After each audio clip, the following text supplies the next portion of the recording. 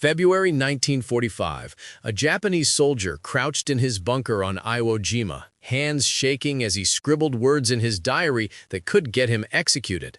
The Marines are not human. They do not fall like other men. Through the concrete slit, he just watched something that shattered everything his commanders had told him. 6 Marines charged his position under heavy machine gun fire. 3 dropped, but the others kept coming. When grenades exploded among them, one Marine threw himself on the blast to protect his squad, then kept fighting with wounds that should have ended him right there. The survivors took the position in minutes. This soldier had been promised he'd face soft American troops who'd crack under pressure. What he got instead was something else entirely. Across the Pacific, from Guadalcanal to Okinawa, Japanese forces discovered they weren't just fighting Americans, they were fighting Marines. And there was a difference that would cost Japan everything. The collapse of Japanese confidence started way before Iwo Jima. August 1942, Guadalcanal.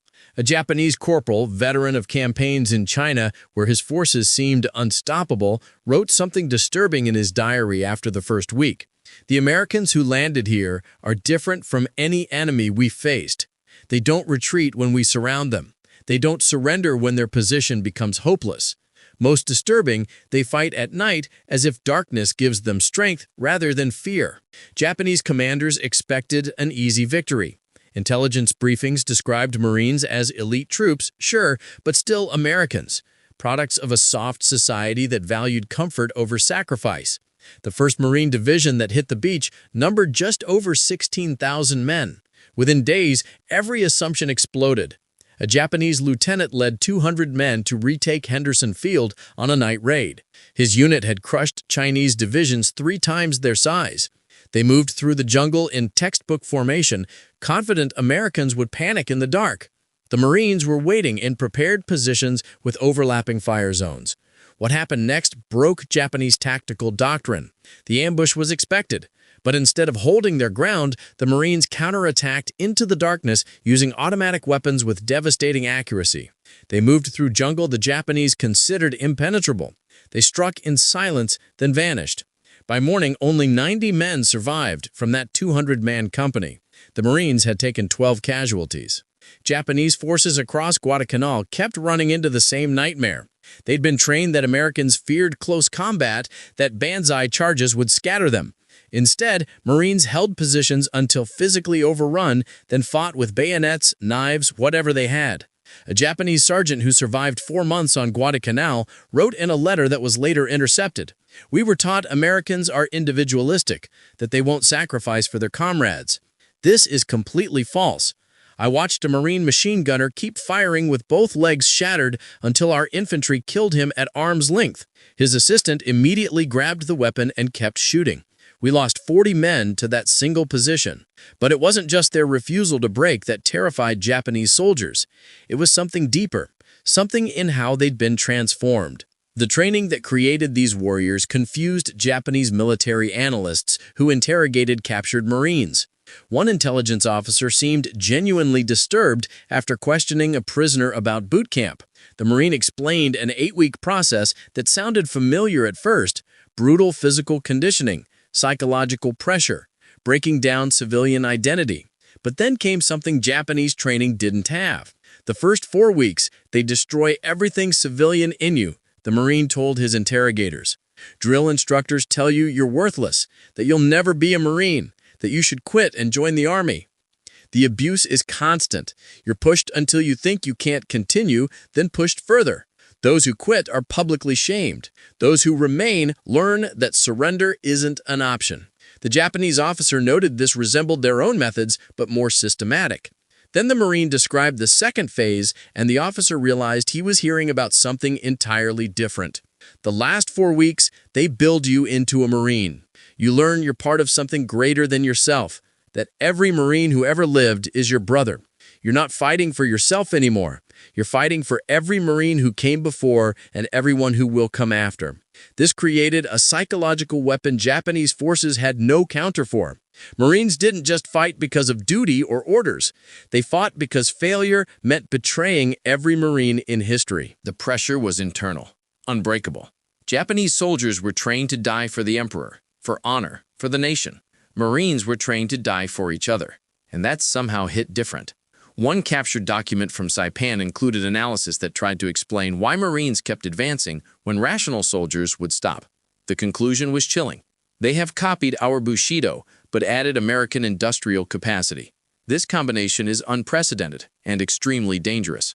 Training created the warrior spirit, but that spirit backed by unlimited resources, that was something Japanese commanders couldn't calculate around. By 1943, Japanese defensive strategy assumed that inflicting heavy casualties would slow American advances. Standard military doctrine worldwide agreed units suffering 30% casualties typically needed to withdraw and reorganize. The Marines rewrote that math in blood. Tarawa, November 1943. Nearly 4,500 Japanese defenders held fortifications that seemed impossible to crack. The 2nd Marine Division hit the beach and walked into a slaughter. The first wave got massacred in the water. Hundreds died. More landing craft arrived. The second wave fell on the beach. More came. The third wave reached Japanese positions with flamethrowers and kept pushing until the defenders were dead where they were. One of only 17 Japanese survivors later told interrogators what he'd witnessed, and his voice carried a kind of horrified respect. "We killed hundreds in the first hours. They kept coming.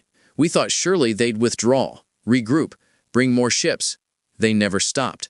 They advanced over their own dead until we were overrun." The mathematics were brutal.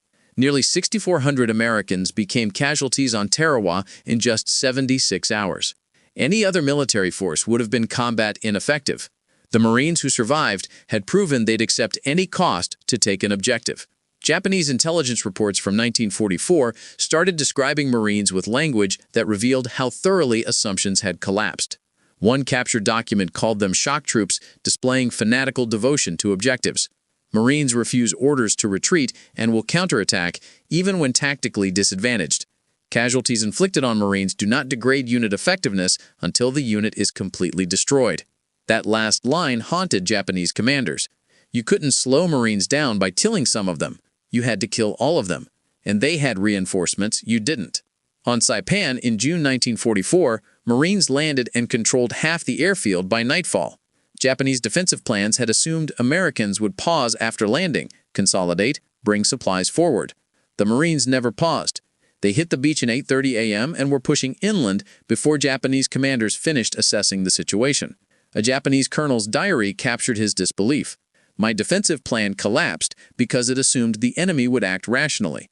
The Marines don't act rationally, they act with total commitment regardless of circumstances." This total commitment showed up in ways that seemed suicidal but proved devastatingly effective.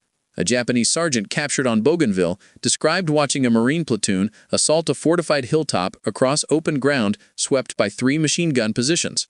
Japanese doctrine would have required extensive artillery prep, smoke cover, and careful maneuvering. The Marine lieutenant looked at the position for maybe 30 seconds, then ordered a direct assault. The platoon charged straight into the fire. 7 men dropped in the first 20 seconds. The rest kept coming. They hit the first bunker with grenades and explosives. 3 more fell, taking the second position. The last 5 standing took the third bunker. 12 casualties from 37 men to capture a position Japanese forces considered untakeable. The entire action lasted 4 minutes. The sergeant's conclusion was chilling. This wasn't courage. This was systematic application of acceptable casualties to achieve objectives faster than we could respond. What really broke Japanese defensive calculations wasn't just Marine fighting spirit. It was that spirit backed by an industrial machine that never ran out of anything. A Japanese lieutenant who infiltrated American lines 3 days after the Saipan landing expected to find exhausted troops with dwindling supplies. That's what Japanese forces would have looked like after 3 days of intense combat on a contested beachhead. Instead, he found Marines eating hot meals delivered by truck, ammunition resupply arriving continuously, medical tents treating wounded with equipment better than Japanese rear area hospitals, rest areas where units rotated off the line. They had supply dumps being organized that contained more ammunition than his entire regiment possessed. They had mobile kitchens, portable showers, laundry facilities.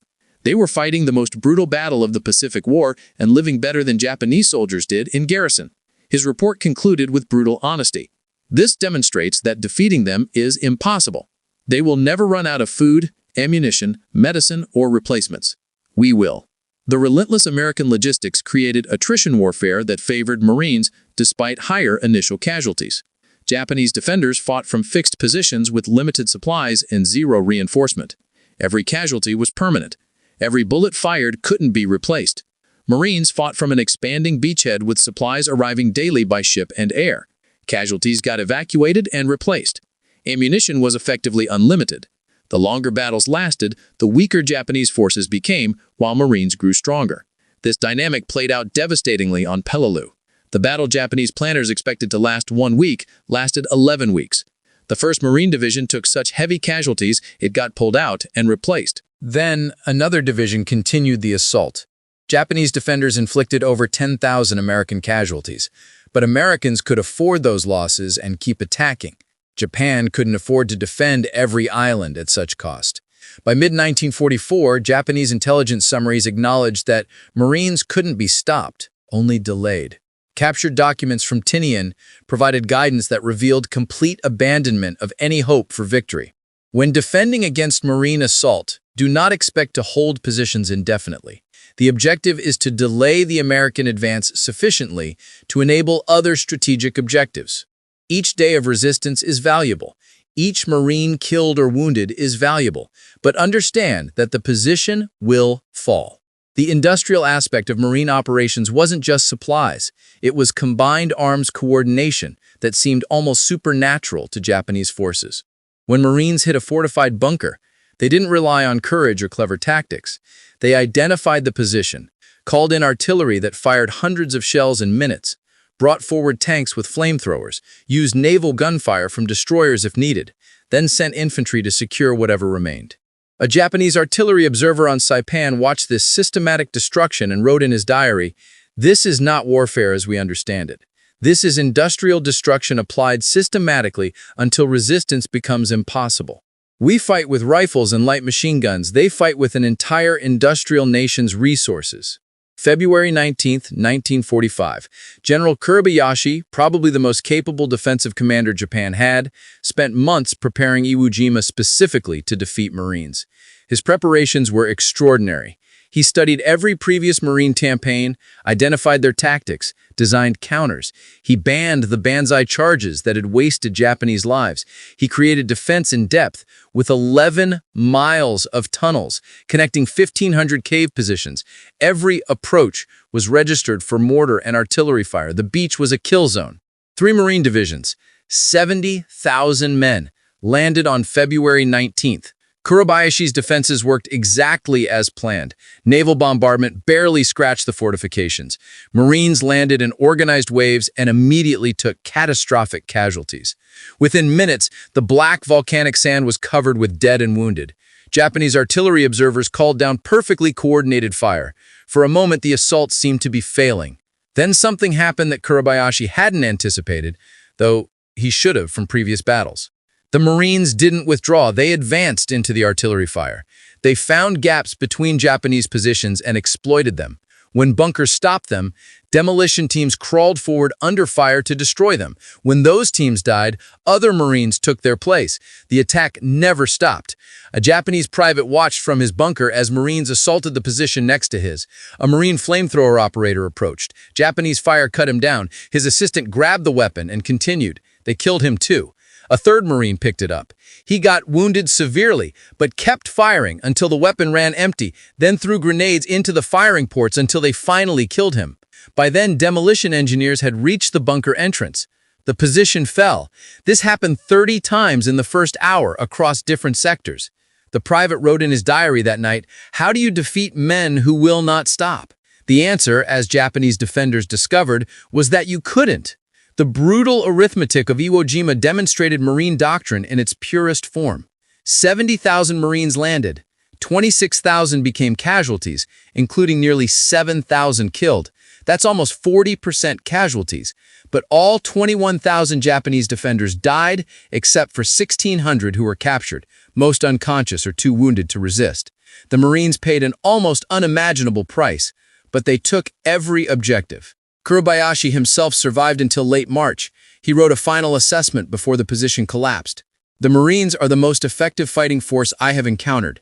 Their training creates soldiers willing to accept casualties that would break other units. Their firepower exceeds ours by factors of 5 to 1 in artillery, 10-to-1 in air support. Their junior leaders make decisions at squad level that our officers make at company level, allowing them to exploit opportunities faster than we can react. And, most critical, they never stop attacking. There is no defense that can survive this combination indefinitely. That final point terrified Japanese defenders more than anything else. They could accept being outgunned. They could understand superior tactics. What they couldn't comprehend was an enemy that simply would not stop, regardless of losses. The psychological warfare Marines waged went beyond just refusing to break. They fought 24 hours a day with intensity Japanese forces couldn't sustain. A Japanese corporal who fought on 3 islands before capture explained, "The Marines never stopped. Day attacks with overwhelming firepower, night attacks by small units infiltrating our positions, constant artillery harassment preventing rest, air attacks throughout daylight hours. We were under pressure continuously from landing to defeat." Japanese forces traditionally controlled the night and could rest after daylight battles. Against Marines, there was no rest. There was no safe time. There was only continuous combat until we were dead or captured. Marine raiders had pioneered nighttime operations early in the war, and those tactics spread throughout the Corps. A Japanese colonel learned this fatally on Guadalcanal in August 1942. He planned a textbook night assault with 900 men, confident Americans feared darkness. Marine raiders waited in prepared positions. The Japanese force waded into the Tanaru River at 1:30 a.m. Raiders opened fire at point-blank range with automatic weapons and pre-registered artillery. The battle lasted 20 minutes. Japanese casualties exceeded 700 killed.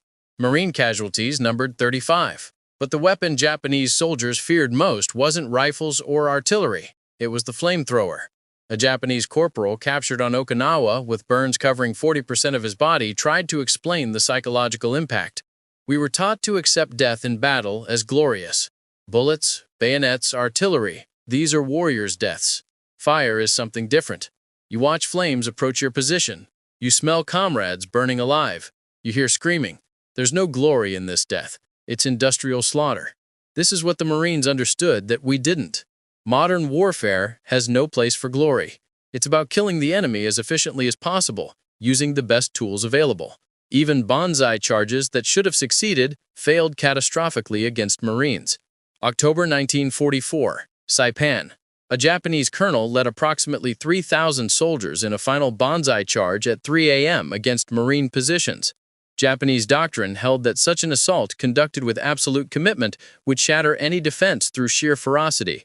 The Marines were mostly sleeping when the charge began. Japanese soldiers poured into Marine lines, bayonets fixed, overwhelming forward positions through numbers. Traditional doctrine called for fighting retreat. The Marines counterattacked immediately. Officers and sergeants organized desperate stands at key positions. Fighting lasted 4 hours. When dawn broke, Japanese bodies covered an area 500 meters deep. American casualties, 90 killed, 247 wounded. Japanese casualties, 3,000 dead. A wounded Japanese survivor captured 3 days later couldn't process what happened. "We were told Americans fear close combat, that they rely on firepower because they're cowards. We charged expecting them to break. They fought us hand to hand and destroyed us. I watched a Marine sergeant kill 7 men with a bayonet and pistol before he fell. This isn't cowardice." When Japan surrendered in August 1945, captured soldiers and post-war interrogations revealed what Japanese forces had known, but their leaders refused to admit. Everything they'd been told was lies. A Japanese private repatriated in 1946 after recovering from wounds described returning home. "Everything we were told was lies. The Marines didn't torture prisoners.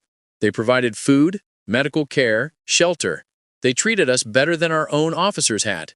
The Americans weren't barbarians. We were." Thousands of former Japanese soldiers reached similar conclusions. The interrogation reports revealed common themes: respect for Marine fighting qualities, bitterness toward Japanese leadership that had lied about American capabilities, recognition that the war had been hopeless from the start because Japan couldn't match American industrial capacity or the fighting quality of Marines. General Kuribayashi's final message from Iwo Jima, transmitted 5 days before the island fell, captured the complete assessment. "I have fought the Marines for 31 days. They are the finest soldiers I have encountered. Their training is superior, their equipment is overwhelming, their courage equals ours, and their numbers are endless. Japan cannot defeat such an enemy. We can only die fighting them, and hope our sacrifice buys time for negotiations. That hope died with the atomic bombs in August. But Kuribayashi's assessment proved accurate. Marines were the tip of the spear that broke Japanese defensive lines across the Pacific. They paid a terrible price, casualty rates that would have destroyed lesser organizations. But they never broke, never retreated, never surrendered an objective. The final irony? Marines achieved this through systematic training and overwhelming material support, not through mystical warrior spirit. They proved modern warfare required both courage and industrial capacity, both training and technology, both individual sacrifice and national resources. Japan had courage and training. America had everything. A Japanese corporal, interviewed in 1975 as an old man, summarized what his generation learned. We were taught that spirit conquers material, that our willingness to die made us invincible.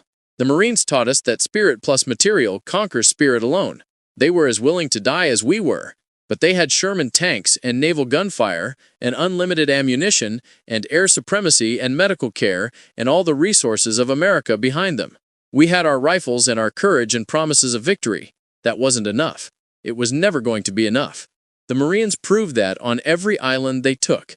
The statistical record supports this. Marines fought in every major Pacific campaign from Guadalcanal to Okinawa. They suffered 86,000 casualties, including 19,500 killed. But they never failed to take an objective, never abandoned a position once captured, never gave Japanese forces reason to believe Marines could be defeated. A Japanese private's final diary entry, written hours before his death in a bunker on Iwo Jima, captured the truth Japanese soldiers died knowing. The Marines will win not because they're braver than we are, not because they want victory more. They will win because their nation gives them everything they need to win, and they'll use those resources without mercy until we're all dead. This is the truth our leaders should have told us. We're samurai fighting with swords against men with machine guns, who also have the spirit of samurai. There was never any hope.